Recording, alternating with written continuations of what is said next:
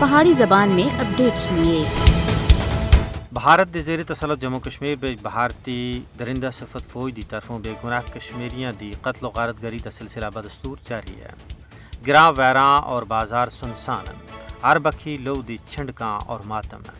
ویسے تو کشمیر بچ ہر یوم کربلا اور ہر شام غریباں دا منظر پیش ہو رہا ہے، لیکن جنوری دے مہینے کو کشمیر دی تاریخ وچ لہو رنگ مہینے دے ناں نال جانیا جلدا ہے، کیونکہ زیادہ تر بڑے دلخراش اور دلدوز سانحات اسی مہینے بچ رونما ہوئے ہیں۔ جناب سانحہ گاؤں کدل جدوں ایک جلوس اتنے فائرنگ کر کے 50 بندیاں کو ابدی نیند سوالیا گیا۔ سانحہ سوپر جد 57 بندیاں کو آگ لا کے جلسایا گیا۔ سانحہ کو پڑا 17 بندیاں کو انتہائی بے دردی کے نال قتل کیتا گیا۔ انہی سانحات وچ ایک سانحہ ہندواڑا بھی ہے۔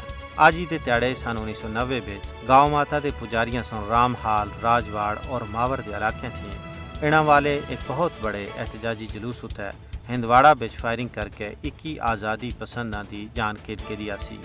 32 سال گزرنے کے باوجود اس سانحے وچ ملوث فوجی درندوں کو سزا نہیں دیتی گئی، بلکہ وہ دندناندے ہوئے پھر رہن اور شہیداں دے لواحقین انصاف واسطے در دی ٹھوکراں کھڑے ہوتے مجبور ہیں۔ کشمیری قوم ہندواڑا سمیت تمام سانحات کو اجاں تکر نہیں بھولے، انہاں دے زخم ہرین اور اس ویلے تکر بھول نہیں سکتے جدوں ان شہیداں دے مشن کو پائے تکمیل تکر نہ پہنچائے جلسی۔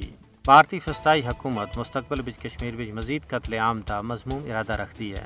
جینوسائیڈ واچ سن مقبوضہ کشمیر واسطے وارننگ الرٹ جاری کیتا ہے۔ ماہرین دا آخنا ہے کہ کشمیر وچ قتل عام بھارتی جمہوریت تے ایک بدنما داغ ہے۔ بھارت وچ جمہوریت نہیں بلکہ ایک سول آمریت ہے جس سن لوکاں تھی جینے دا حق بھی کھس کے دا ہے۔ کشمیری عوام سن اقوام متحدہ دے زیر اہتمام جنگی جرائم دے ٹریبیونل تھیں اس قتل عام دی شفاف تحقیقات دا مطالبہ کیتا ہے اور اس عزم دا اعادہ کیتا ہے کہ شہیداں دے ادھورے مشن دی تکمیل تکر یہ مقدس جد و جہد جاری و ساری رہسی۔